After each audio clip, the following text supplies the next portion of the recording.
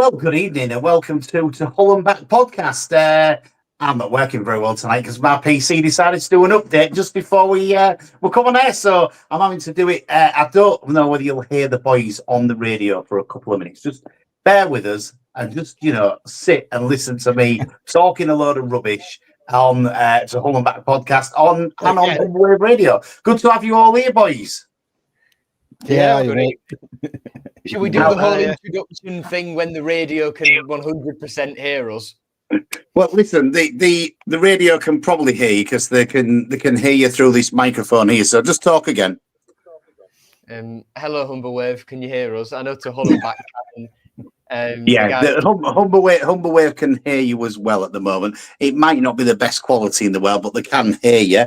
And I just wanted to say, because obviously, I wasn't here last week. But thanks, Paul. But my view last week was far better than it is this week. I can tell you that for nothing. Right. Yeah, I bet it was. 70 ladies in the room. 70 ladies was watching me last week. Yeah. God. You've still got it, haven't you? Still got it, yeah. Still got it. Anyway, good evening to all the listeners. Good evening to all the viewers. Good week for Hull City fans this week. Nice win on Friday night. I was quite impressed with the game. Yeah, who wasn't? That's the thing. Who wasn't? What an uplift. Who saw it coming, first of all, apart from, Will, who predicts 3-0 every week. But no, what a shock. It was a shock, definitely. Yeah, it was a shock. We rode our luck a little bit, but I think, even though we rode our luck, I think we deserved to win overall. Yeah, of course we did. Carry on, Christian. You're all right. No, I'm just saying. We, for the very first time, can say we were clinical. We were very, very clinical. When we won the attack, we actually looked like a threat. For the very first time this season, I say the very first time because it was so clean. It just seemed like every attack we were making, there was going to be a goal out of it. Whilst, Sheffield United, for all the possession, 2 shots in total, and one of those came in extra time, goes to kind of show how resilient, how well organised, how well drilled they must have been beforehand. And what a great watch. Everyone, and then I mean everyone, not even Hull City fans, have complimented on how well we played in that game. And it's just something that you can't get over when everyone else is acknowledging it, because Ruben Sellers, wow. Absolute wow for the turnaround. You're just so... I love the guy already. I absolutely love him. May his reign continue for as long as possible, because if this is just the beginning, I cannot wait for the rest of this season and then to have a full pre-season for next season coming forward, because what an absolute weldy of performances he's pulling out of the bag so far. You'll go, Paul. Well, I think it's down to his man management as well, isn't it? I mean, evidently Pando obviously was taken out for the cup game, probably rightly so, to be honest, because he hadn't missed the game and he had to have a look at Rushworth. But then he's had a word with him and said, "Look, I want to see how Rushworth plays." Maybe he knew he was going. I don't know, but he wanted, and he's put Pando at ease a little bit, I think. Because I think, like we said last week, saying to Pando, all of a sudden you're back in because Rushworth's gone, might have been a big thing, but he just stepped back into it, and it's been, precise, hasn't it? And I think his man management skills have probably got the team to where they are now. I ain't saying tactically he isn't good as well, but, I don't think there was playing for Walter. I don't think there was particularly. And whether his tactics were good or bad, I don't think they was willing to play for him because of his lack of man management skills. And I think this is the good thing about Sayers is he seems to be happy. The players seem to be really happy with him, and he's got time from. I remember, months ago, Regan Slater said he'd hardly spoke to Walters when he was here, which is player. no player spoke to Tim Valter, really. That just wasn't... Well, Regan said politely when recorded, it wasn't his style. But I don't understand how your management style can be not to want to talk to your players at all. It makes no sense to me, but whatever. Yeah, but I think, they played really well. We did ride our luck. I think their goal that got disallowed probably with VAR would have been a goal. Our second goal probably wouldn't have been. But, we've had things happen to us, haven't we, over this season and over other seasons. So you take it when you can. I'm sure Sheffield United this season have had some dubious decisions go their way. It just happens in football. I don't know. We did look like scoring. Like we played really well. We didn't seem to go backwards like we normally do. At 1-0, you're thinking they're just going to sit back and they're going to come on and get a couple of goals because they had 4 good strikers, Sheffield United, didn't they? These Ben Brereton and I forget his name, the other kid who got up front, and the 2 who scored on the Saturday previous. So they had a good team out and some good backup, and we kept them at arm's length, really.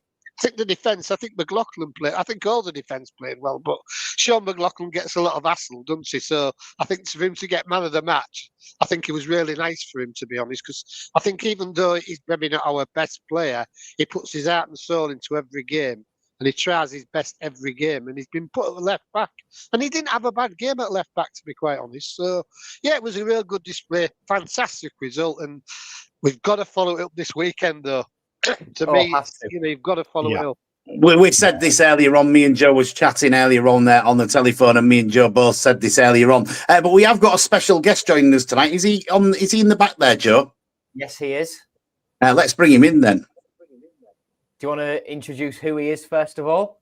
Come on, then. We'll bring him in. It's John from the OSC, and he's come to talk to us tonight about an event that we've got going on at the Good Fellowship. But we'll talk about that in a minute. We're talking at the moment, John, about Friday night's game, and wondering what your thoughts on it are. Yeah, I was listening to what you were saying before you brought me in. Yeah, I'm inclined to agree. I thought the big difference for me is that this season we've played well in first halves and got nothing out of it. And then we faded in the second half and got stuffed. Whereas I thought of Sheffield, and to be honest, previously at Millwall as well, we kept going right through the match. I thought we played some decent stuff all the way through, really, and I thought we deserved to win. No, I agree with you. I thought we deserved the win as well. Jan in the background there, she can't keep out of it, can she? She wants to be a part of this tonight. Evening, Jan. No, I don't. Just keeping me in the red stuff, so I can't really complain about that. Well, let's hope that the red stuff don't flow too much and you don't say something wrong on the radio or on the podcast, John. Yeah, it'd be a bit embarrassing. I haven't got any red stuff at the moment. Has anybody else got any red stuff yet? Oh, no. Come on, guys. Unfortunately not. Clear stuff. Clear stuff. You're on Paul's on the water. That's what he's on at the moment, and that's what happens when you end up getting voted for Players Player of Walking Football of the Year. Again, a presentation by Nick Barmby this time, Paul. Right? Oh, very good. Yeah, it was. Yeah, it was really nice. Yeah, really lovely fella is Nick Barmby. Said, he's got good stories. He absolutely loved Terry Venables. That's the reason he signed for Tottenham. He said he could have gone to Man U, but Terry Venables wanted him, and he just thought his style of play. He thought he was ahead of his time, to be quite honest. Talking about Pep Guardiola, he said Venables was playing them sort of things years ago. So he obviously had a lot of respect for him. But he's a lovely fella, and they get a good talk, to be fair. So I was quite happy. There was a photo that Paul Wright put up on. I don't know if you put it on the internet, but he definitely sent it to us on the WhatsApp. And Nick Barmby's smiling, stood next to Paul Wright, and I said he must be smiling because Nick Barmby's found somebody that's shorter than him. Nick Barmby's just starstruck. Maybe he was starstruck, Joe. That could be it. Yeah, he's won there. Yeah. He's won Players Player of the Season 2 seasons on the trot now for Walking Football. Must be doing something right. Yeah, getting the right people. Something like that. Yeah, you're buying the right people a beer after the game, aren't you? That's what it is. Yeah, that's it. Yeah. What's your thoughts, John? The Chef game, because we didn't speak to you about it yet. No, I thought we did really well. Oh, sorry, Joe. I thought you said John. Carry on, Joe. Well, I just sort of think this game has to mean something. Christian and I were saying this on the main show on Sunday. This has to count for something now. It was fantastic and we can live in the moment. I've lived in the moment for the last 4 or 5 days and I have thoroughly enjoyed that win. But now the focus has to shift. And it has to shift because we've got a game against a team right next to us in the table. And this game against a team higher up the league, beating them in this emphatic fashion, which was, you know, a statement win, as Coxie puts in the chat. Louis Barry said on his Tigers Plus interview that the win versus Sheffield United was what absolutely tipped the balance, that this was the right place for him to come. And Marsh says it felt a bit like under Liam Rossini last year, where we were spellbinding away from home and against teams we can counter against, but then home games last season were what unstuck us. So hopefully that's not the same this time around. But I think you hit the nail on the head there, Joe, that we are a good team away from home, but just don't seem to be able to play at home for some reason. Well, you can look at however many different factors you want in terms of pitch and atmosphere, but then I think performance breeds atmosphere to a certain degree. And like I say, the game, that Sheffield United game has to be a turning point. Ruben Sayers has to say to the boys, look, whatever journey we're going to go on, last Friday night was when it started. And if we can point to that in 12, 18 months' time and say, yeah, that is where it started, then that's fantastic. But there's still a lot of work to be done. I hope, and I think eventually, if we can keep up that sort of level of performance, that the relegation battle could soon become a distant memory, because we've definitely got the quality to pull away from it. And for weeks, when people have asked me what's changed, you know, he's come in, we've won a few games, we've lost a few games, and we're still about the same place in the table. What's changed? And then I've had to sort of try and come up with an answer of, you can sense the whole atmosphere of the club's changed because he's come in. But there's no tangible evidence for who I'm explaining that to say that that's the case. That Sheffield United game absolutely is the case, that we have enough quality in this team to stay up and do it comfortably, especially with what we've added today. Yeah, and Louis Barry, a good addition. There's lots of people shouting about Louis Barry and saying how good an addition he is to the squad. To be fair, we've not had a bad transfer window at the moment, have we? Well, Coxie went as far to say further up.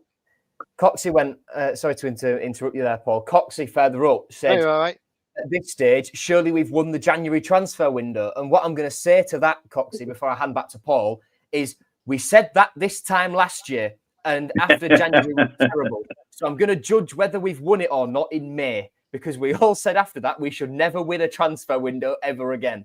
But then we went to another extreme, which we're not going to talk about anyway. This time is we're not pushing for promotion, are we? You know, I think that was the letdown last year at this time. We signed these players, and not at the moment. And that might be the difference. But I think when you look at January, it's a time when most clubs don't really want to splash the cash or get involved too much. And we've had a really good transfer window on the players we've got in. I don't think, you know, when you can think about the summer recruitments, which is the time when you expect them all to come in, we've got it all in January, aren't we? All, you know, some really good players. And this is the good thing, I think, that they've gone mad in January. I think they missed the boat in summer, but they've come back in January and they've got some really good top quality players. It's a pity we've got 2 or 3 players out on, sickness, but injuries. If we hadn't have had them, I'd say we'd have got all these in. But we've certainly got some good players in, I think. And I think, I like you, Joe. I think we can go onwards and upwards. But it's a big game this week.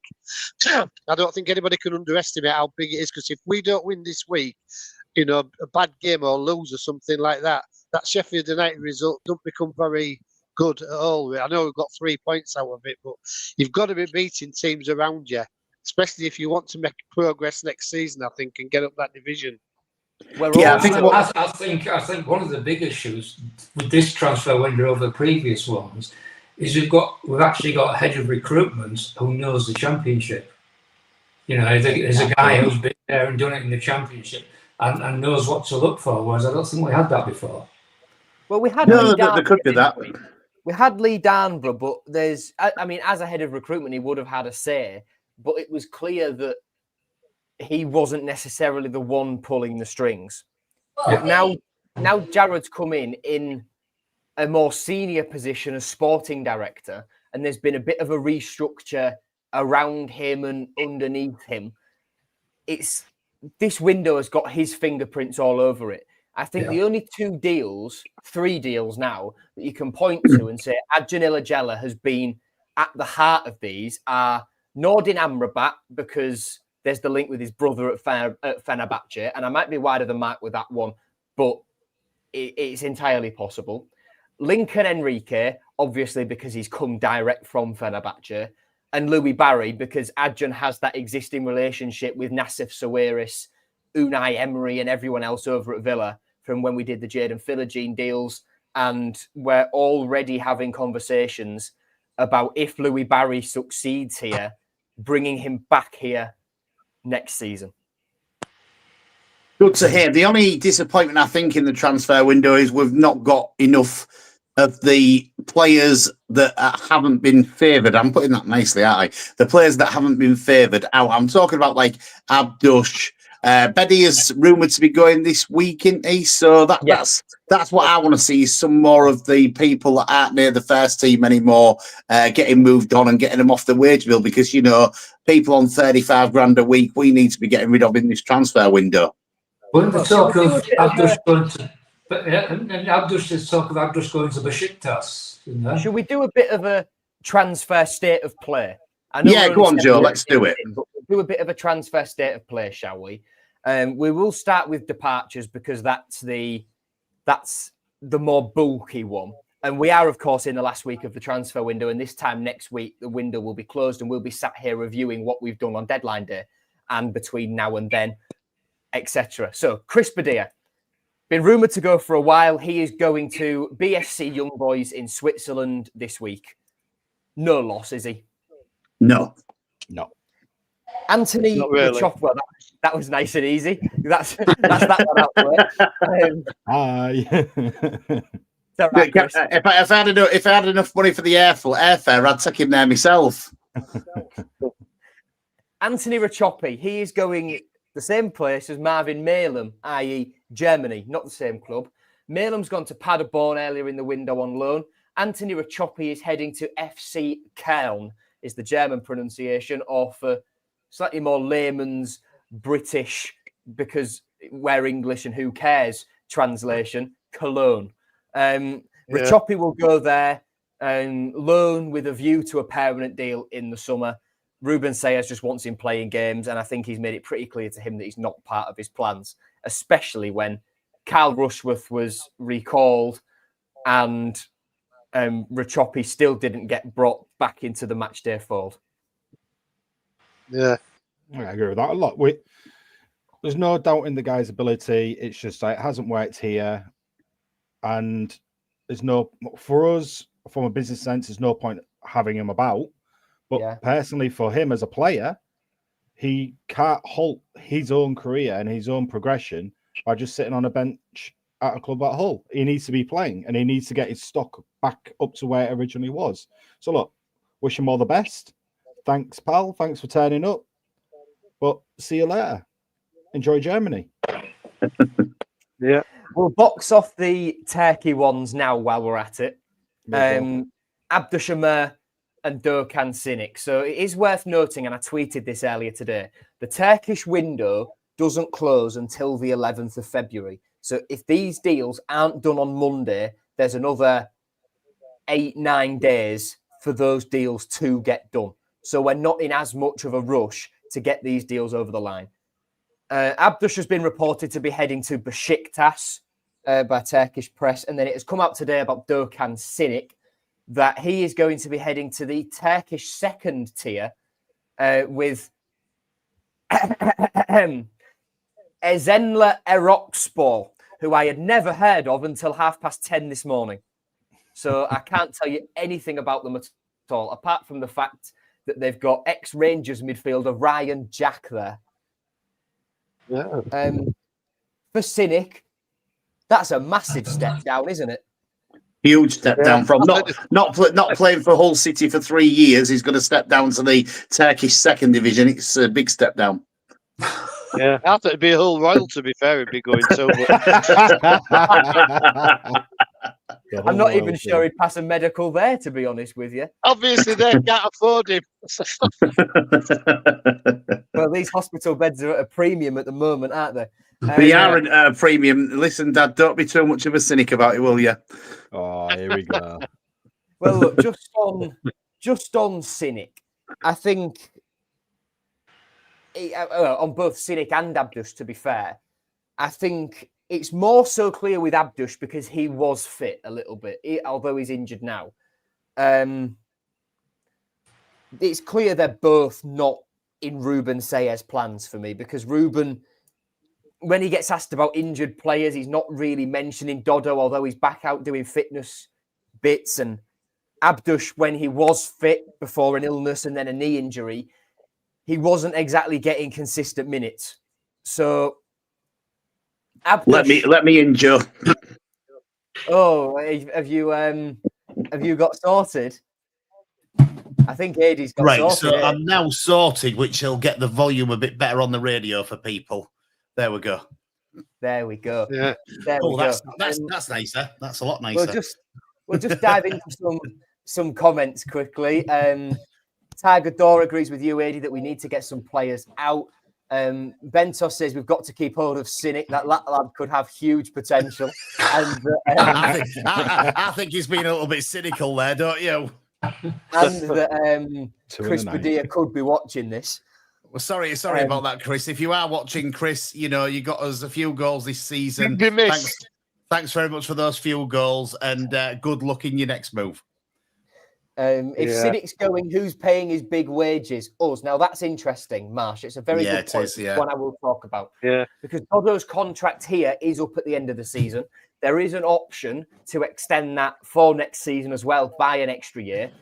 I'm not sure on the details of if Dodo's going to be leaving permanently and we just want to get something of the £4 million-ish plus whatever ludicrous amount we're paying him a week back. Oh, you just let him go, wouldn't you? Or whether anyone will, want to take him on a permanent, or whether this one will just be a loan to see how he does. Like how highly he was rated in Turkey when he came here. In theory, the Turkish second division should be fine for him. However, you don't know the impact of 3 years playing pretty much no minutes has had on a player. No, you don't. Definitely you don't. not. Anyway, kind of rebuilding your career. Let's just talk to John a minute and let's find out what's going on in February for the Hull City Official Supporters Club. So tell us a little bit about why you've joined us tonight, John. Yeah, I'm from my sins. I'm events director for the Official Supporters Club, and we're trying to set up different meet the team events throughout the year. So we've had various players down. Louis Coyle's done quite a few events for us in the past. We've had Greavesy down, and we had Panda down, which Adie was good enough to compare for us at Blackburn Social Club in Brough a few weeks ago. And Panda was absolutely excellent.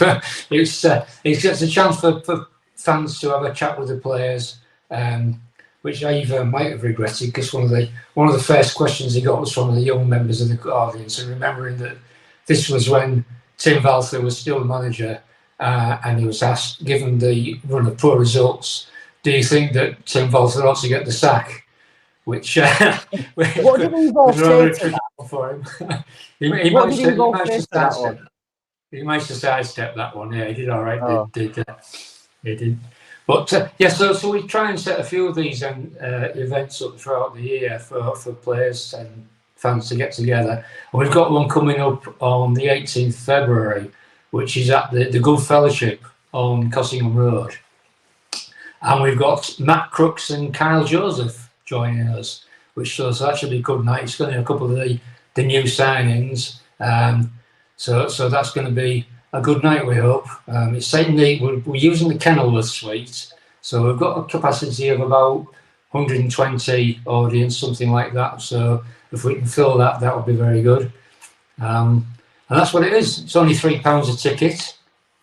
And if you're a member of the official supporters club, you can get in, you'll get a free ticket. Now, can I just mention as well, there has been a little bit of confusion here. That's not a member of the Hull City membership scheme. So the scheme that you use for your match day tickets, that doesn't get you anything. But if you're a member, you need to be a member of the official supporters club. And then if you are, you should have got an email with a code so you can get your free ticket. If you haven't got that email, just check your membership details, because you've got one or two who've said, oh, where's my email gone? And it turns out that their membership has run out before the event. So people want the free ticket for that. If they're members of the OSC, just check your membership if you haven't got an email, and you can do it that way. So it's £3 to get in on the night. It's £8 to join the OSC, and this is the second event that you've had in about 3-4 months. You're probably going to end up getting 3 or 4 of these a year. It's just worth joining the OSC, John, isn't it? Absolutely, yeah, definitely. That's definitely the best way of doing it. And you also get other benefits as well. There's various quizzes and other things we organise throughout the year. Do they still get a tour of the stadium on that, John? Yeah, and we're looking to. We used to that sort of cut down during COVID, but we are looking to set up stadium tours again as well. And some of them are, in fact, some of our members are going. We've got tours organiser John Hawley, ex-Tiger, who does quite a bit of work with us as well. So he's going to be taking people around the stadium as one of the things that we've organised during that. But we have quizzes, and we have sort of guest to score competitions and all sorts where you can win things during the year. So it's quite a bit going on. Yeah, so to me, if you can join the OSC, do it. If you can't, then obviously £3 for the night. It's on the Good Fellowship on the 18th of February, which is a Tuesday night. As you said, Matt Crooks and Carl Joseph joined us, 2 of our new signings. It'd be interesting to hear what they say, Christian, won't it? Yeah, definitely. I mean, obviously, it's Carl, especially with how long he's been here, he's only obviously got announced early last week. And what an impact he's already made. Yesterday. And then a week yesterday, exactly. And then Matt Crooks as well. I mean, I think we all know the first thing that's going to be brought up when people speak to him, and is that's that definite immense goal that he cleaned up from the pass against Sheffield United, because that, for our first time going into that corner, it's something we missed, isn't it? Come on, we've missed it. We've been screaming for it. It's happened over and over again. You're telling me people will ask about that instead of, Matt, what was your favourite American restaurant where you got massive portions while you were at Salt Lake? Of course. Well, people can ask anything. I mean, to be honest, it's the kids that are the danger ones. They ask the hard questions. Yeah. So they come up with some absolute stinkers at times. As soon as I see the kids' hand raising and I've got the microphone, I'm thinking, oh no, what they're going to ask, But that's the fun of the night, to be fair, because as you say, Evo did dodge the question somewhat when he was asked about whether the manager should get sacked or not. But to be fair to Evo, he did answer some questions that you maybe just wouldn't ask normally, but kids just do ask them questions, don't they? Oh yeah. No, Evo was outstanding. He did really well that night. He was. We were supposed to have Liam Miller as well, but it was just a week after he got his ACL, so he wasn't able to turn up. So Evo copped for a lot of it. So he did very well indeed. Yeah, I'm looking forward to it.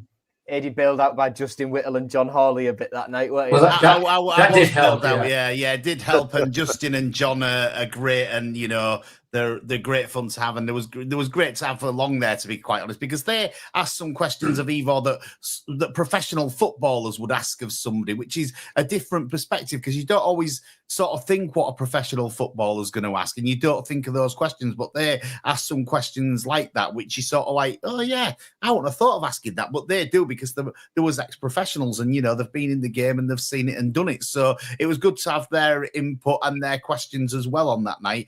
Hopefully we'll get both Matt Crooks and Carl Joseph for the next one, and fingers crossed, touch a bit of wood, everything like that. They're stay injury free and they can get there on the 18th of February. I'll be hosting the event again. I'm looking forward to that. I don't know why they've asked me for a second time, but thanks anyway, that was John. my next question to John, actually. What made you pick AD again? Well, it's all we could get, you got to get what you can, really.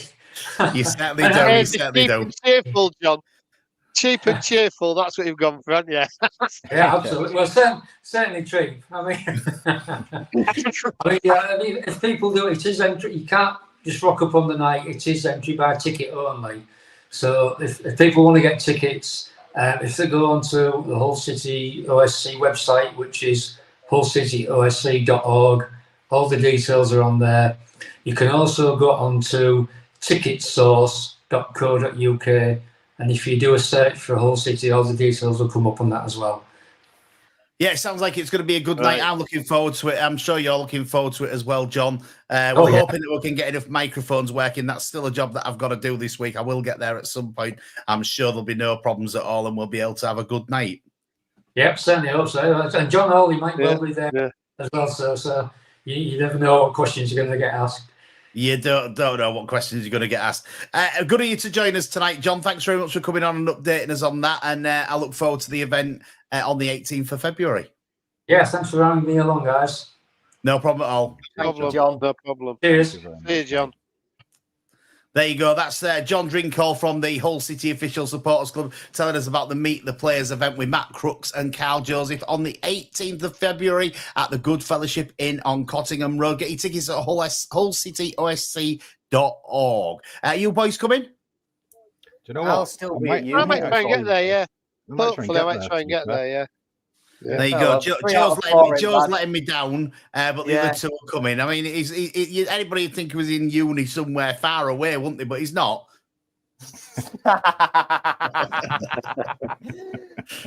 Anyway, back to Hull City and back to these back to some signings and things like that. But you said you was going to have a little bit of a look and see what else you've got for us, Joe. If there was anything that you could tell us, any rumours coming up, anybody that we might sign before that deadline day, the 1st of February, isn't it? No, it's is it the 3rd of February? Sorry, 3rd. Yeah. That's a quirk of it being called the winter transfer window now, because it doesn't just end the day before the game's on Saturday for whatever reason. So we got as far as on my list, the two Turks, didn't we? Yes. Amer and Sinek. Next on my list is Xavier Simons. Now, what do we all think about Xavi potentially going? Because it looks likely that it's going to be to AIK in Sweden. And there is a rumour today, though, that's been flying about him for another club which has potentially come in, which is QPR. Yeah, I don't think we should send him off to a division rival, especially not one that we're in a relegation battle with. And I don't think that one will come to fruition. But I think I wouldn't be against. I think the AIK one is a permanent deal. I'm not fully sure on that, but I think it is a permanent. But for me, I think loaning Xavi out would be the way I'd go, because I like him as a player. Yeah, I agree. But I agree. So you loan him out, Joe, and here's the thing: we loaned him out last season. He's come back. For me, I think this season, personally, he's unlucky not to get in the starting 11. And obviously, we've had Volta in, we've had Liam Rossini in, we've now got Ruben in, and they obviously don't fancy him. So why are you going to loan him? Well, I think Ruben likes him as a player. It's just like Stephen Alzate is undroppable at the moment. And Xavi's fallen victim to Steven Alzate coming in and showing his class. And then, especially when you consider Elio Matarazzo's coming, and we could still make Oscar Zambrano permanent again, and him come back into the fold, which we'll talk about another time, I'm sure. It is an awkward one for Xavi, and I think a permanent move would be better for him to progress his career, but I think a loan would be better for the club because he's a good player who is ours. Yeah, no, listen, I'm listening to what you're saying. I just think that personally, you know, when he's not getting off the bench even at the moment, is he? And when you're not getting off the bench and getting onto the pitch, for me, probably let the lad go and let him progress his career, because I think that's, you know, you've got to sometimes do what's best for the player. And I like Xavi as a player. I think he's a good player. I think he's got a lot about him. I think he's been quite unlucky this season not to be in the starting 11 a little bit more often. So, you know, if Xavi goes, then, you know, he'll be one of the ones that I say good luck and thanks for your service, Xavi, because you've been good for us. Yeah, definitely. Yeah, I like him. I think he's a decent player. Yeah. Next one. I think, well, because I've seen a comment about this one.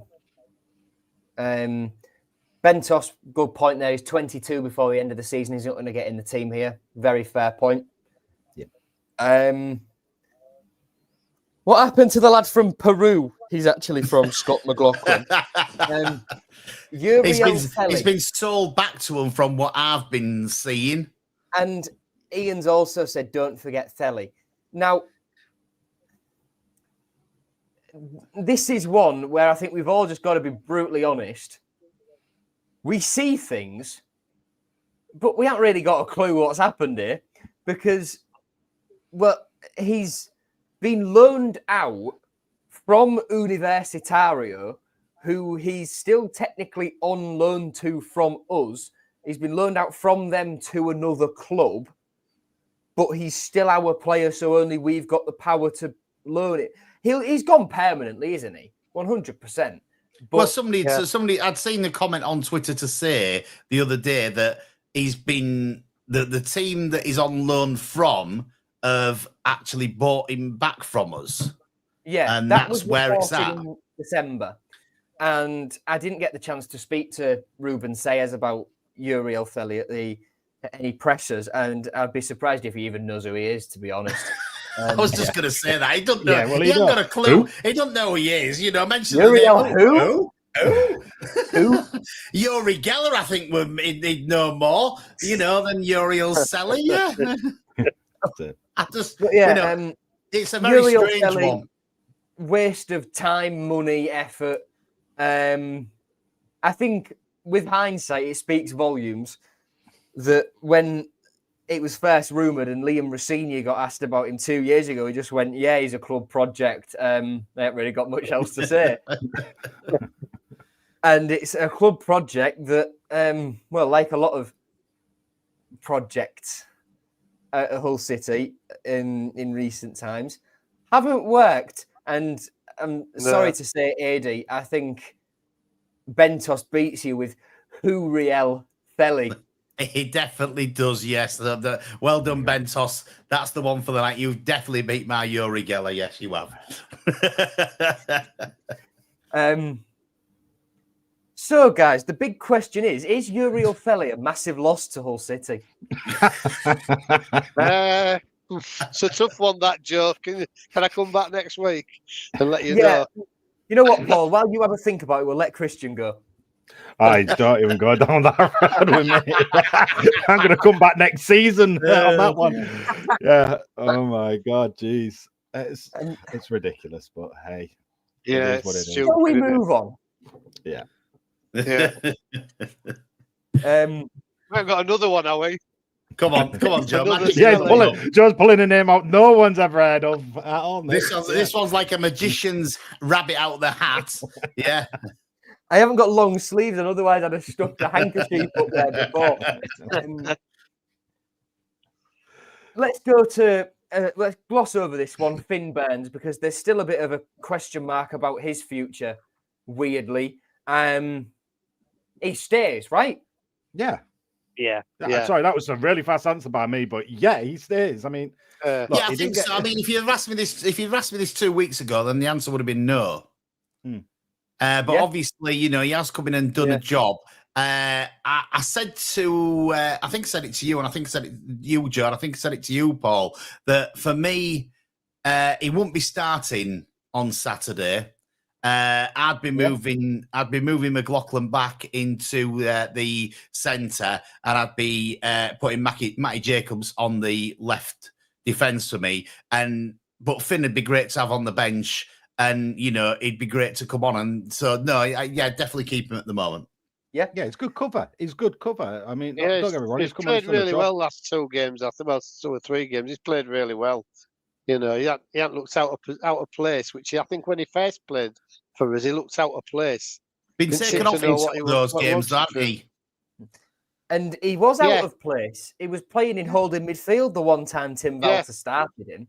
That's what I say. So it was hard to judge him, wasn't it? You know, you can't judge any player when they were playing midfield under Walter. Come on. As I say, I think he's done really well recently. So I won't be averse to starting him, to be honest, on Saturday. I'm not saying I would start him, but I won't be disappointed if he started because, you know, he's a big lad. Stoke are usually a team that get the ball in the box that they up high. And so I won't be averse to starting him, but if he doesn't start, I think he is a good addition on the bench. Yeah. The only thing we've got to be wary of is the amount of loanees. You can name 5 in a match day squad. We could end up with Barry, Burns, Gelhardt, Lincoln, Puerta, and Taylor if we get Charlie Taylor over the line. So that leaves us with 6. And you'd think the likely one to drop off, well, the 2 that are most likely to be sacrificed are either Finn Burns or Lincoln because, well, Gelhardt's proven to an extent at this level. Gus is class. Louis Barry, we've moved heaven and earth to try and get him. So you'd imagine that Lincoln would be the one, if not Finn Burns. Let's say McLaughlin gets injured or Burns is still out injured. You'd imagine out of that lot, Lincoln would be the one that gets chopped. No, you certainly would. It's a difficult one when you can only have 5 of them in. And I've always said that loans can sometimes be a great help to you, or they can be your Achilles heel. So Gelhardt can't go anywhere. I mean, he's been absolutely, you know, outstanding since he came in. He's that player that we've definitely been missing. The effort, the guile to keep hold of the ball, you know, everything for me. I'd love to be able to sign him in the summer. I don't think we've got a buy clause on that one, unfortunately, but it'd be really nice if we could buy him in the summer because he's somebody that we need in the team for what I'm seeing anyway. 100%. Well, me and Christian said I think we could maybe buy him, to be honest. You know, I mean, he's obviously out of favour at Leeds, isn't he? Oh, yeah. You know, he's you know, why wouldn't you maybe put a bid in for him if he does? Not saying they won't put a bid in for him. That I just think that it's that situation that, you know, the problem is at the moment he's doing so well for us. So when it gets to the summer, that drives the price up. And then my frustration with loans is you get them, they do really well for you, and then you can't afford them. And that is always my frustration with loans. That's a possibility, but, you know, depends what happens with Leeds, doesn't it? If they get back in the Premiership and things like that, you know, a lot depends on a lot of things. Well, there is so much conversation to it. If he's happy here under the manager, obviously we stay in the Championship. He's not going to get into Leeds' team. If Leeds get in the Premiership, he's got to go anti, really. He can't get in the team in the Championship, so he ain't going to get in the Premiership team, is he? So at the end of the day, it's a possibility, isn't it? I'm not saying we would get him, but I don't think he's off the radar at the moment. I think, you know, he's well in there, to be quite honest. No, I'd love to sign him. He's been really good for us since he came in, really enjoying him. And, you know, he's definitely a player, you know, that Ruben has wanted, that type of player who puts in the amount of effort. Another player that impressed me against Sheffield was Carl Joseph coming in on his debut from Blackpool. He put an awful lot of effort in as well, didn't he, Christian? Yeah, what a great signing. Absolute. With Steve Bruce obviously giving his blessing previously to him coming to us and saying, how much of a workhorse he is. And the Blackpool fans turning around also saying what a great signing we've got. Well, it was evident the amount of work he does, the amount of running he does as well. Even the little glimpse of where he lost the ball for a split second, the hunting down to chase it back.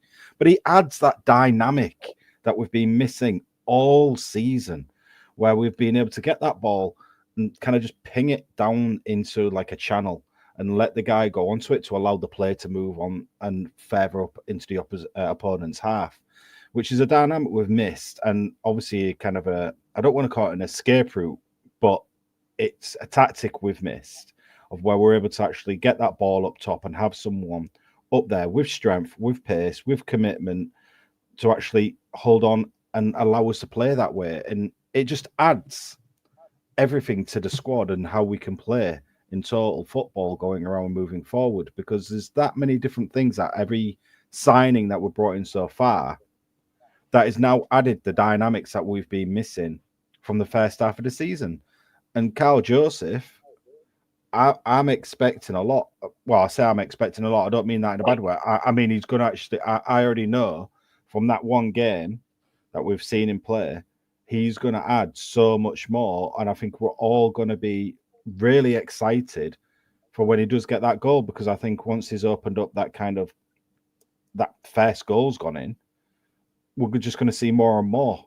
So, yeah. Do you know what impressed me, Christian? I'll tell you what impressed me, that he did a lot of running for 65 minutes of the game, and then you get to bring Pedro on.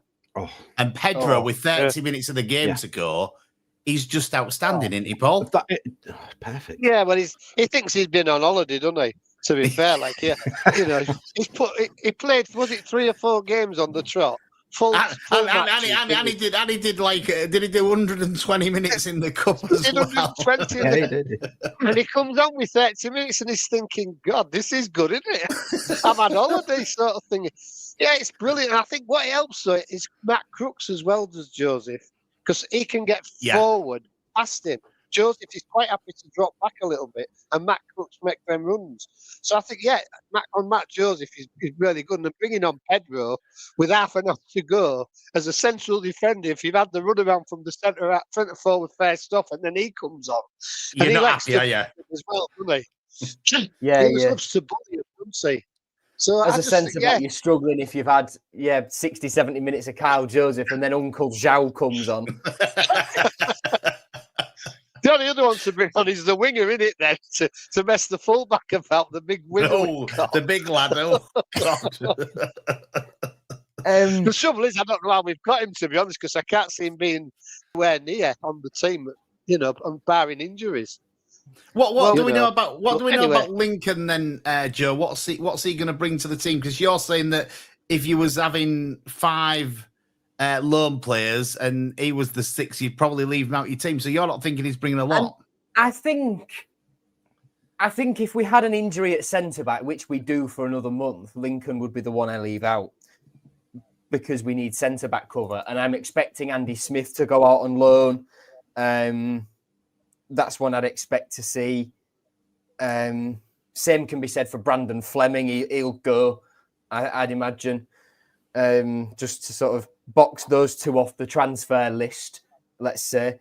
I just think Louis Barry will get more minutes than Lincoln will. I think Joe Gelhardt has shown that he deserves to be in this team wherever he's playing along the forward line. Gustavo Puerta, you can't take him out of the match day. He's not been as good in the last couple of games for me, Puerta. I think, he's been pushed off the ball a little bit too easy, and he needs to, not get pushed off the ball as easy for me in the last couple of games. I think that, you can see why he's, he didn't start the last game. Yeah, well, the key thing is we might not it might not be where we have to leave one out, because we could be looking at a left back permanently. And Charlie Taylor is the one we've been linked heavily with. We've been waiting on a response from him for a while. We were hoping to get that a response today on that. So we'll see and as it comes out in the wash. Fresh rumours out about Charlie Taylor, actually, very fresh. There was a rumour yesterday from Italian journalist Luca Bendoni, who works for Di Marzio, linking Watford to Southampton left-back Charlie Taylor on loan. So the crucial thing with this is, being in Italy, they'll be very close to the Pozzo family. So stuff that comes out of Italy can be viewed in a sense like stuff that comes out of Turkey for us, because Turkish press isn't that notoriously reliable, but there's one journo who you can trust, whereas Italian press, especially football related, they get some good stuff. Fabrizio Romano's Italian, for goodness sake. So that's one to watch, but we do have other targets, and I think we've left ourselves enough time to sort out a left-back if we don't get Charlie Taylor. And I think a left-back is all we'll be going for in the final few days of the window. If we might dip into the market for another goalkeeper, and if we get a good offer to loan out Lottatala and Cartwright, we're not going for Sorba Thomas anymore. We're likely to leave that one. Centre-back, I don't think we'll bother with, because I think Finn Burns will stay. So I think we're looking at a left-back. And I know we've had comments about an Adjun deadline day surprise, but I genuinely think for once, deadline day might be relatively quiet on the incoming front of Hull City. I think we'll be waiting on a left-back. Yeah. And that is that. I think you could be right. And, you know, that'd be nice to be in that situation on deadline day instead of going into it like a headless chicken and just signing anything that walks through the door. Oh, here he is. It's Eddie Wright, and he can play at left back for us. He's a bit of a weight at the moment, but, you know, we never know. We might be able to trim him down to Saz. Something like that, isn't it? Well, it was in the summer, wasn't it? It was definitely like that, wasn't it? Yeah. That wasn't deadline day. That was every single day of August in the summer. I think there's been signings that aren't as fit as me, to be quite honest with you. But there you go. That's just my opinion. It's not everybody else's. There we go. We've got a game against Stoke at home. It's a 3 o'clock kickoff at the MKM Stadium on Saturday. 3 o'clock kickoff. What's them? We don't know about them anymore, do we? And as we've all said, it's a huge game, this one. It's the one that we, you know, if Sheffield is anything, we have to win this game against Stoke, don't we, Christian? Yeah. Do you know what? Me and Joe spoke quite in depth about this on the main show on Sunday. And it wasn't a case of just the result. It was the performance. We need a repeat performance of what we just witnessed on Friday, because the fans need it. They really do. We need, obviously, we've all said, look, we can have a good game, bad game. Obviously, consistency in the performance is the one thing that we need more than anything. Obviously, the win, please, you know, we need the points, especially with Stoke being literally one place below us in the table. But it's the manner. If we're talking about how we are at home versus away, Joe's worded this as well. When we're at home, the performance brings the atmosphere up when the performance is there. And hit nail on the head. You are 100% right. But it's not just about how we are at home anymore. It's that continuation of what we saw on Friday now needs to move forward to give everybody. I mean, look, there's hope now in the fans. You can see it on every social media. You can literally scroll half a second and see something about Hull or how well we've done or the transfer market we've had, the Sheffield United game. Everywhere you're looking at the moment, it is Hull plastered everywhere. Now, continue this. You've got a minute, Paul. Before we finish on the radio. So you've got a minute. The atmosphere and the performances at home have not been good enough this season. Well, for the last probably 18 months, I would say. What do you think? Well, it's the performances. I mean, the atmosphere starts off reasonably well. But, you know, after 10 or 15 minutes when not much is happening, and the team's not really entertaining you, it falls flat. And it's happened, as you say, for a long while. My worry is Stoke came here last year in a similar position, I think, not very high up the league. We was riding high, thought it was, I'm not saying we think it's an easy 3 points on Saturday, but, it's always a worry with Hull City. We've been one loss. And as Christian said, we need some consistency. We need to move on from the Sheffield game and make that sort of the benchmark for most of the season, I think, now. And it won't be good if we go on Saturday. And even if, as he said, if we get maybe a lucky 1-0 win, I think we've got to play well at home this Saturday and show that we are a good team. Do you know what? He nearly did the minute in, which we thought he would. So that's why I said you've got a minute.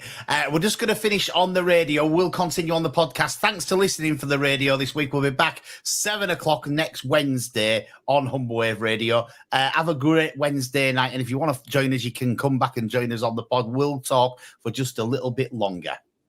This is Humber Wave Radio. And it is, yeah. I'm just going to let me just do a couple of things. There we go. We've got it now. We're back on, and we can carry on the podcast now because I've got off that. So your go, Joe. So let's go team news for me. I think Coyle will come back in if he's fit for drama. You could see that. Matty Jacob in for Finn Burns, Jones and McLaughlin shuffle across. Yeah. I think Elio Matazzo comes in for Regan Slater. I think Crooks stays in, and then he'll be replaced on the hour by Slater or Puerta. I'd then go Gallart on the right. You know what? Chuck Louis Barry in on the left, because why not? What harm can it do? And then it's a toss-up between Kyle Joseph and as Nathaniel, who I saw a comment earlier on, is not on bereavement leave. He's just not here tonight. It's a toss-up between Kyle Joseph and, as Nathaniel called him, Unk. Who did he call him? João Pedro, Unk. Yeah. Well, listen, I think I'd be starting with Kyle Joseph, and I'd do exactly the same as what, we'd done against Sheffield. I'd tire the defence out with him and then leave Pedro to give him a right good kicking for the last 20 minutes of the game. Because that is basically what it is, isn't it? He's a good old-fashioned striker, and that's what you want. You saw somebody went in for a challenge with him.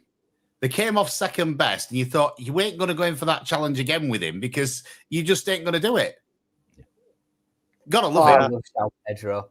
I adore João Pedro, man. Me too. I think he's come on, and I think he is one of the fans' favourites because, what you get out of him every game is full effort, and he's also got a great footballing brain, great footballing man, knows where he's going to put the ball. When you see him, he gets that ball, and he passes that ball across the field. He knows exactly where that ball's going before it hits his feet, and there's not enough players these days that actually do know that.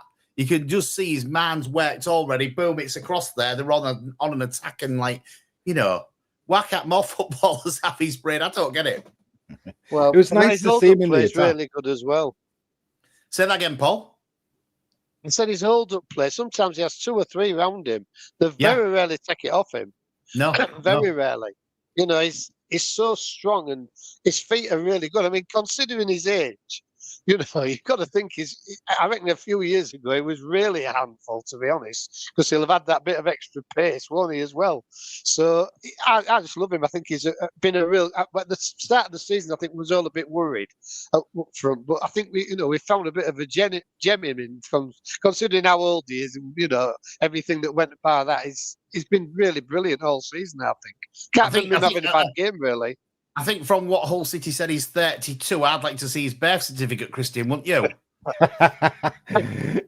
with that movement. No, I will say, though, with that bringing on for that 20 minutes, it was nice to see him just going at it at the goal, attacking people instead of having to drop and cover and help out. Yeah.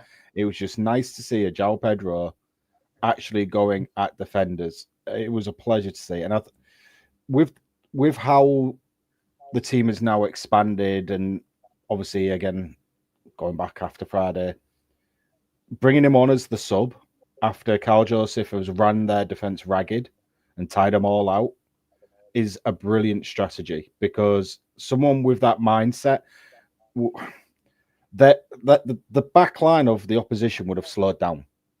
Zhao's coming on fresh. That's exactly what you want. You want someone with his knowledge to know that he might not be able to keep up with me anymore because he's just been running his head off for 60, 70 minutes. Now I can get this bit of an edge on him, because don't want to insult Zhao. I love him to pieces. We've already, me and Joe already said, let's get him on a new fresh that 3-year contract's up at the end of the year. That contract's up at the end of the year. He's got an option. But I'd personally like him to stay here for, well, he's 32. Keep him here till he's 50. I don't care. Well, I think the thing with it is, when you look at, I've talked a little bit about his footballing brain. The thing that he can do is he can sort of try and get that into the younger players. And we've got some good youth that are around and about the team. And if he can help them to try and, give them a little bit of his insight into the game, then he's definitely worth keeping, on a longer term deal than what we've got at the moment. So, yeah, I've been impressed with Zhao. Good to have him in. And I think your team, to be quite honest with you, Joe, is there or thereabouts. I wouldn't be changing too much about that team. I think, that for me would probably be about my starting 11 as well. We said Alzate in there, didn't we? Yeah, I was like that. I would have Drame on the right, though. Still, I think he didn't do anything wrong. He wasn't bad on Friday night, but you look at him the previous game, and you can see why he's not got in ahead of Louis Coyle this season. I am with you, Christian, because I think when I looked at them pictures of Louis Coyle's leg on the internet, how that can be healed by the Stoke game and not get any knock on that ankle, even if it has got like a superficial heel over, any knock on that ankle. It'll be out. I am with you for that, but you can understand why he's not got into the team as much, because you saw that performance, and we can't have performances like that. Yeah, in the team. So I saw the QPR, and I mean, look, against QPR, he got undone a little bit. I'm talking that bad day at the office and it's happened on a few occasions.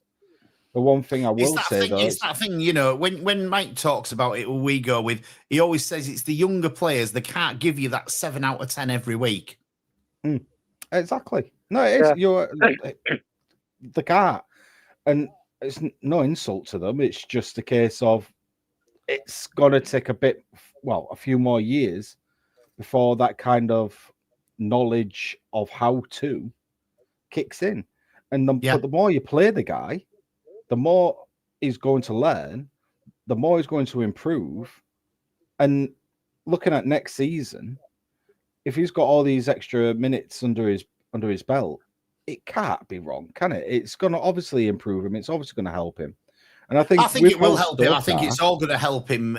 All this experience, even the QPR game will help him. Ruben will talk to him. And, as you say, he came in against Sheffield and he did a good job against Sheffield. So, I'm with you in that respect that, I wouldn't want Louis Cole to come on and then get injured. So I think, I could probably start drama. But let's also say, someone's just mentioned it, Ashley has just mentioned it in the chat now.